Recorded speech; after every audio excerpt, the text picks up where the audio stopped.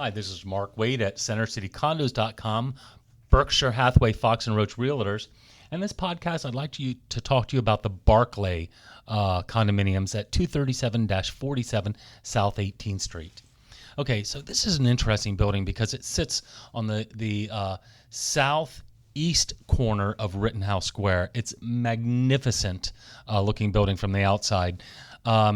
It's a, let's see, what can I tell you about this building? 150 units total.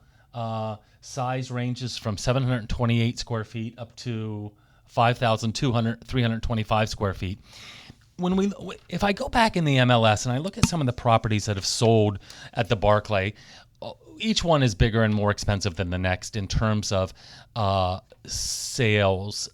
And I say that because the proportion, if we look at in its entirety, if we look at the number of units in the building, the sizes of the units, the sizes at the Barclay, and the Barclay's a big building, the sizes of the units tend to be very, very large. And that's why there's only 150 units in here. If this were a new construction building of this size, oh hell, there'd probably be 400 or 500 units in this building. So the places in here are really more like homes than they are, little condos, that's for sure. And we don't see a lot of movement in the building just because the larger the unit, the less transient the building's going to be because people move in and then they stay there for a long time, So anyway, it's a beautiful building. Sale prices have $1 per square foot, tend to be very strong because the Barclay was rehabbed in its entirety. Oh my gosh, when was that? Somewhere in the 1990s. It was built in 1929, and it was just it was kind of a hotel and condo kind of thing, and then you'd have this 4,000 square foot beautiful unit, and we're talking this is 20, 30, 40, 50 years ago, whatever.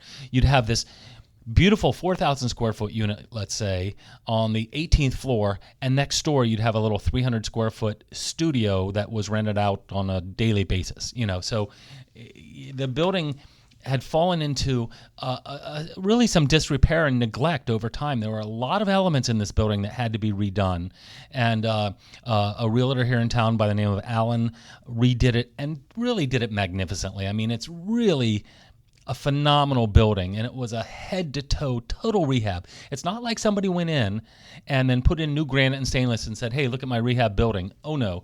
This was infrastructure. This was elevators. This was electrical systems, plumbing system, HVAC systems, the whole 9 yards, pointing on the outside. I mean, my dentist, what's funny is my dentist is across the street on the 23rd floor, and I look down at this building or across the way at it. It's magnificent. I mean, the pre-war detailing is gorgeous, and the building is just really something else. And when you walk in, when you walk into that lobby, you are in a historic pre-war, magnificently restored, rehabbed, redone condominium building. The Barclay itself has no parking. It has no pool. I don't know a pre-war in town that has a pool, but there's no parking, but there are lots of options within a half block, So what else can I tell you? It certainly is pet friendly. 24-hour doorman goes without saying. The common elements, again, you walk in that front door and you look down that hallway and it is magnificent. So anyway, a really groovy building.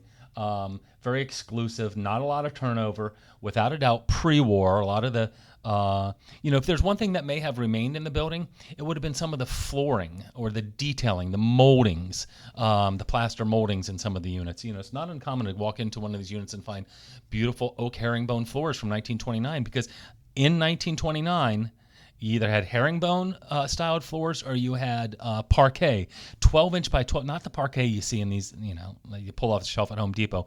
This is 12-inch by 12-inch true square parquet, which is kind of neat. What else can I tell you? Some of the largest units in Center City are in this building as far as square footage is concerned. And let's see, very elegant, very stately, very pre-war. What else can I tell you? Right on Rittenhouse Square, which is very nice. Again, not a lot of turnover in the building because the units have a tendency to be larger. If we look at a high-rise building like this in a prime grade A location, in a grade A building, that is pulling some hefty dollar per square foot, you're just not going to see that turnover. There are a couple units in the building. You know, I remember a decade ago seeing a couple units for sale, like 1,028 square feet. Not a lot of those in the building. I do think that value in the building is somewhat predicated, without a doubt, predicated like any building on Rittenhouse Square. It's predicated on whether or not there's a view over the square or not. So if we take two identical units, one that faces the square and one that doesn't, we'll certainly see a higher sale price and a higher dollar per square foot being garnered by the units that do face Rittenhouse Square. So anyway, it's a big building. The square footage of this building is huge. And it's again, from the outside, it is beautiful. So, you know, when this building was rehabbed, it's not like somebody did it on the cheap, that's for sure.